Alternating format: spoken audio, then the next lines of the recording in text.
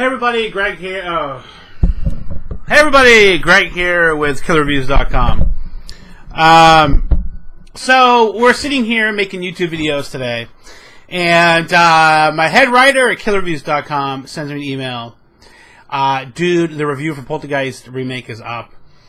So here we go. We're going to check out, and I have no clue. I really enjoy doing these first time movie reviews on video. So I'm gonna read Gregmo Roberts' review of Poltergeist. If me reading it drives you crazy, head over to KillerReviews.com and you'll see a banner for, if you see this relatively soon, you'll see a banner for a Poltergeist review, or just click reviews. So okay, so Poltergeist movie was remade recently. Comes out this weekend. Today is the 20th. It's Wednesday, so it comes out in a few days. Alright, so here we go. Poltergeist, 2015. If I were to list my favorite movies of all time, both Poltergeist and The Road Warrior would find a place quite high on that in the pecking order. So when Hollywood brass greenlit an updated version of both franchises, I was jubilant and downright terrified that they might taint two of my fondest movie theater experiences of the 1980s.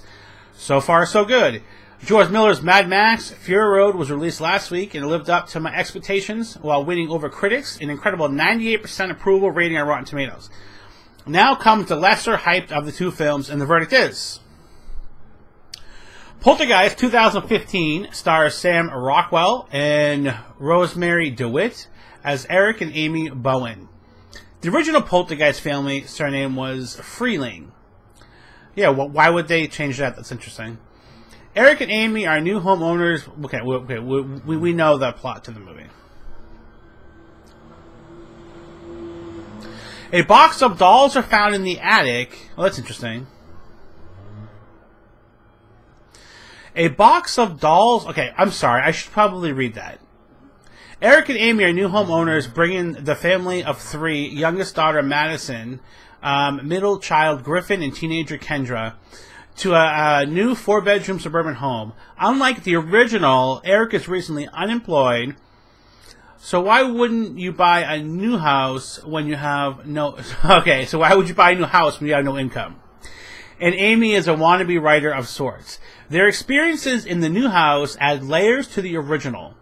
A box of dolls are found in the attic. Bones found in the yard, but the idea of the original remains true once young Madison is taken by the souls in the closet and can be heard through the family television. This frightening and unexplainable events lead to Eric and Amy to Kerrigan Burke, Jared Harris, who is a television ghostbuster who was enlisted by the family to help get their daughter back. These elements of the story were little fitting into a comfortable shoe in lines such as, "They're here," and "This house is clean," also drawn from the original Tobe Hooper masterpiece. Okay, so looking at that paragraph, it's the same storyline. I don't remember dolls in the attic, but it's the same storyline. And I'll tell you what, those old floor model creepy TVs are much creepier than LCD TV. But horror isn't and shouldn't be about comfortable. In fact, it should be the exact opposite.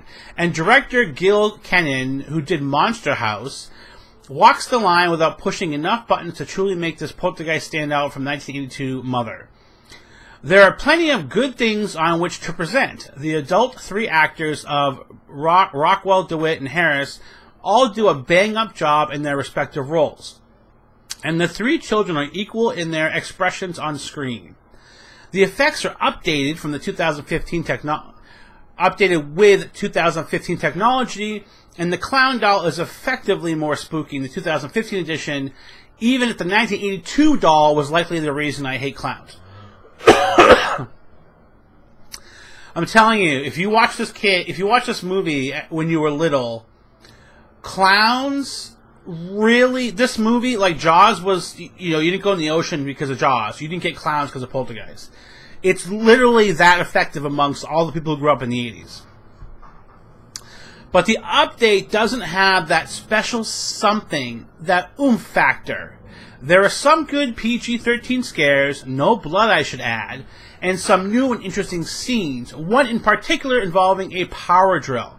But there is nothing here that is going to ensure a rebirth of the franchise in anything other than straight to DVD or VODs going forward. Most notably absent is the connection of the family unit. The Freeling family in the 1982 classic were an unbelievable group with down-to-earth, relatable characters. Yeah, and really, really good actors in the original movie. A lot of charisma. Craig T. Nelson, and I forget the mom's name, but this Poltergeist doesn't have that same deep understanding of the individual family characters. Whereas I believed that the Freelings were a family. I left feeling that the Bowens were a group of actors that had holes in their schedules. Oh, that's awesome! I totally know what he's saying. The good news is that Poltergeist 2015 is not terrible. Hardly. It just doesn't improve upon the original in any way except for some special effects here and there. There are more jump scares, but less emotional scares where you had tension running up and down the muscles surrounding your spine as you feared for the family's misfortune. We did not screen the film in the 3D format, so we cannot comment on any effective use, but in 2 dimensions. We didn't feel that there was a scene where we missed out on anything.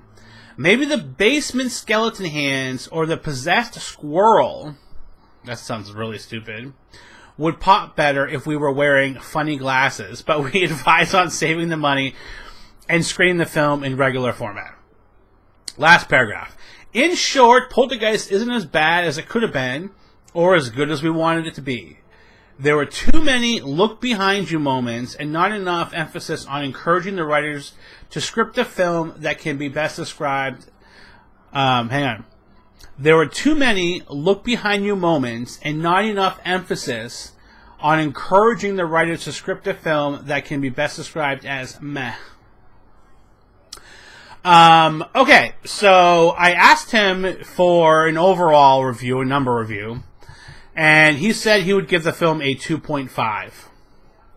So, let me see if I can get a... Let's see if I can get a Rotten Tomatoes consensus, if they even have reviews up for it yet. I'm guessing probably not. 33% rotten so far for Poltergeist. Average rating 6 out of 10. Reviews counted 9. Fresh 3, 6 rotten. Rotten review. This new spooky house chiller never escapes the shadow of its predecessor, but it pales next to the scores of subsequent movies, The Conjuring, Insidious, Paranormal Activity, that already stripped the original Poltergeist for parts. That's a very good statement, I think. Fresh. This has more in common with slick audience goosing modern spookers like Insidious than with Hooper and Spielberg's imaginative original. Great. So it's more like current shitty movies as opposed to awesome older movies. Gil Kenan has the greatest of source material to work with when given this project, and luckily for all of us, he knocks it out of the park. This is a fresh review. Rotten. It's just a little bit sadder that proof exists indicating it could have been so much more.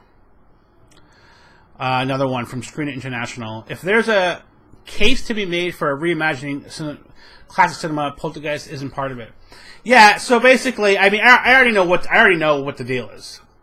Like, it's a very serviceable movie, right? Like, if you want to see, this probably will rent very well. I mean, it'll probably be, it probably won't make that much money. It'll rent very well after the fact. For soccer moms and kids will want to watch it. But as far as, like, being a good movie, it feels like a movie that was made by committee. This is my opinion, obviously, where like the studio wanted to just make some money, and they slapped the Poltergeist remake name on it, and Poltergeist name on it. Remade the movie, kept basically the same movie, updated the special effects a little bit, but really didn't really put. I mean, look, the horror movie Maniac comes to mind with Elijah Wood.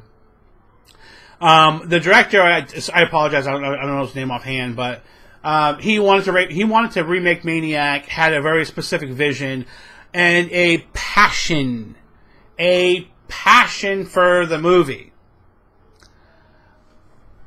Passion. This happens constantly with movies. It's fine, as Gregmo says. It does what it does. It's fine. It's well acted, but there's no passion. And without, if you don't make movies for a specific audience, you're making them for everybody, and they're really not for anybody. If that makes sense. I love that quote. I forget who said that. So it'll be fine. Soccer moms will rent it. They'll come home from the game. We should watch a scary movie tonight. They grab the PG-13 Poltergeist. They all get on the couch and they're all like, "Oh my god, this is so scary!" Ah! And then none of them know that it's based on the original that was way better. We're recording 80s podcast today, and one of the best things about 80s movies is the scripts were so good. I just watched Splash. It's about a fucking mermaid. Tom Hanks mermaid movie, but like even as ridiculous as the concept is, the script is so good, and I just think scripts are just not. The movies just aren't the same. But there was a Poltergeist to me. It's like Gregmo was talking about the family unit, how well you felt for them. It's like you don't get that by having these just printer press remakes. So that's it. Poltergeist remake. 2.5 out of 5 from Gregmo Roberts at killerreviews.com. For me, it's a pass. I'll watch it at some point. Probably for $1 at the old red box. But that's it. Check out killerreviews.com. Please subscribe, leave a thumbs up, and comment. I know it's really, really hard for the viewers to leave feedback or click a thumbs up. I know that when you you think about it, your hand says, I'm not going to click that. I have to, move the mouse over for 10 seconds. That's too much work.